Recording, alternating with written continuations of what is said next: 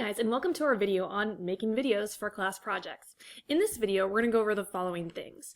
When and why it's appropriate to make a video for a project, and if you're watching this video, you've probably already got the idea in your head that you want to make a video. Some of the best tech and apps you can use while creating a video for class, some filming tips, some production tips, publishing tips. If you're already a pro at making videos, you may want to watch this video at a faster speed. You can click down on YouTube and speed it up a little bit, or you can skip around to the parts that you think will be applicable to you. But this is a very basic overview of some of my best tips I have for creating the best videos you can for your class projects. You've just been assigned a project and you see the teachers listed. You can create a video as one of the options for the product you're creating in your project, which is great. You're so excited, you love videos.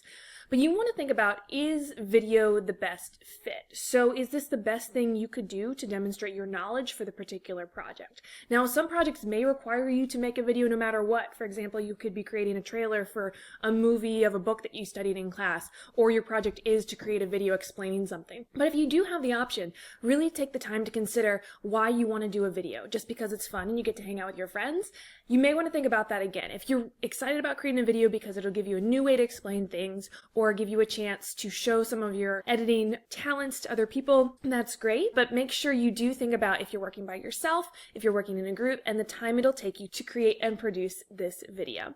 So again, time considerations are a big part of it. When is the project due? How much time do you have to make the idea for the video, record the video, and then finish the production of the video?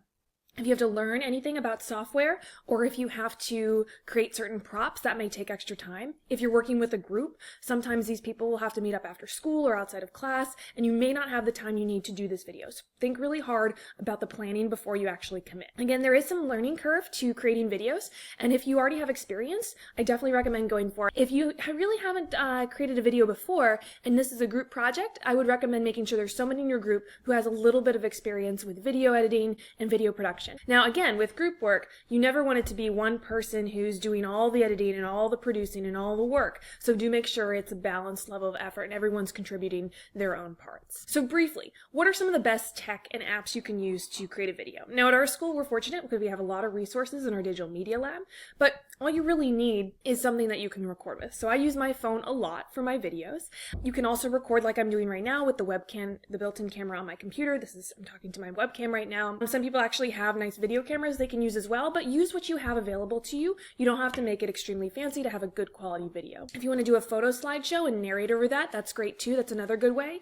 And you also want to think about, is your video going to be a one-take thing? You're going to record it all in one swoop, or are you going to have to do some editing? And if you have to do editing, think about who's recording, how you're getting that material to the software you need to edit it. For example, if I record on my phone and I want to edit on my computer, make sure that these two things can talk to each other. So I can airdrop my video recordings from my phone onto my Mac, but if I wanted to get my video onto a PC on my friend's computer, you have to think of another way to do that. Maybe sending an email, but the video file may be too big. So you always have to be careful with where you're filming and how you're getting the video to a place where you want to edit it.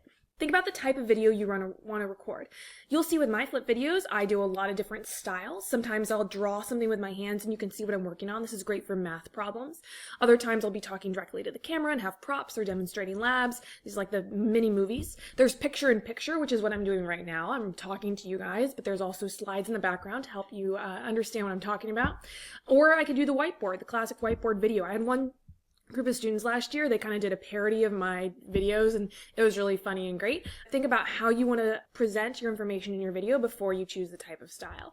And of course there's also animation. So if you're familiar with things like Powtoon or other easy animation software, those are good options for creating a video as well. Now some filming tips.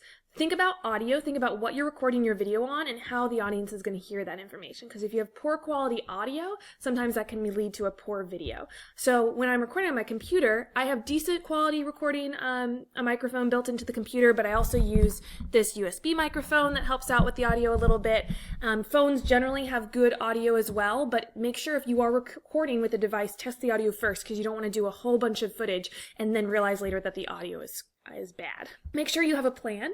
Some people like to rehearse, some people like to write a script, some people like to storyboard out their ideas first. So this is also important if you're working with a group, so you can move as quickly as possible when it's time to actually film. If you're going to use something to explain something to your teacher, think about how you're going to include things like subtitles or props or signs. You can add subtitles and special effects, of course, with editing software, but if you need to make any props or signs, that's going to take place in the pre-production stage, so make sure you allocate time for that as well.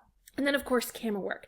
The person who is filming is going to have a steady hand because you don't want to hold the camera and have it moving all over the place. That's no good for the viewer. Sometimes I use my little tripod here, or you can just set your camera up on a desk.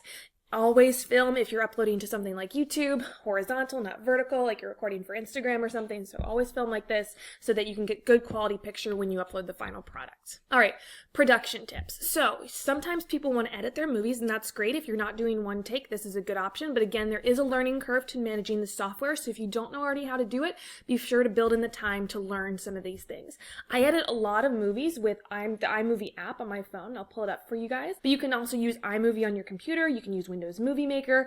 There's a lot of other easy editing software. YouTube even. You can upload a video to YouTube and then edit within YouTube now. So here we go. And this is really easy. I can create a video pretty simply and edit it and cut and paste different clips into it, add music and that kind of thing. Now, make sure when you finish your video, you know how you're going to upload it. Again, that tech piece of getting it from one device to another is sometimes tricky. You don't want to edit a full video on your phone and then realize you have no way to get this somewhere else if you don't have internet connection or whatever. You can upload some videos directly to YouTube from your phone though, so keep that in mind.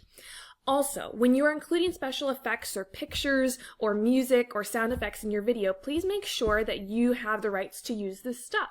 Now, there's a lot of great fair use music out there on the internet. YouTube has a whole music library of audio that you can use in your movies that isn't copyrighted and isn't something that you'll get in trouble for using. I try to do my best to include pictures and other things that are fair use as well. So all the images you see in this video were found on a site called Pixabay, and it's a large library. It's sort of like a Google image search only for fair use images where I can use them without worrying about any copyright infringement. You can also do a Google search. You can toggle your settings on there, but make sure that you do pay attention to this. I used to make a lot of videos with my brother when we were growing up, and a lot of times we would use songs that were popular in the day and we uploaded them to YouTube in the early days, but now a lot of those videos are either flagged or have been removed from YouTube because we used songs that we weren't supposed to, because we did not have the rights or the permission to produce those songs. Even if it's just for fun, even if it's for educational purposes, you still need to make sure you actually have the rights to upload a video with that material. And this doesn't mean if there's a song you like, you can include it just because you cite the source.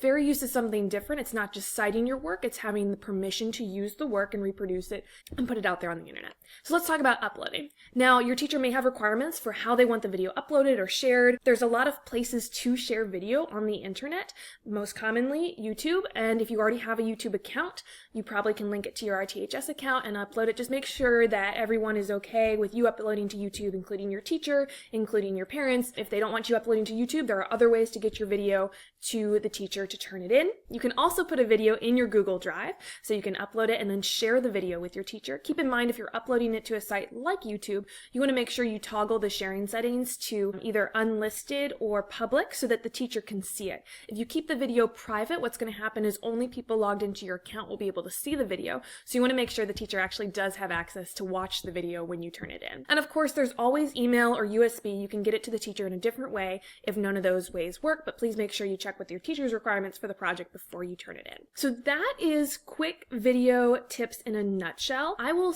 share some of my favorite free software and editing links down below and places I go to help me make my videos. But hopefully this is a helpful intro to some of you, and I'm happy to answer more questions if you guys have any other ideas or concerns about making a video for class. Thanks!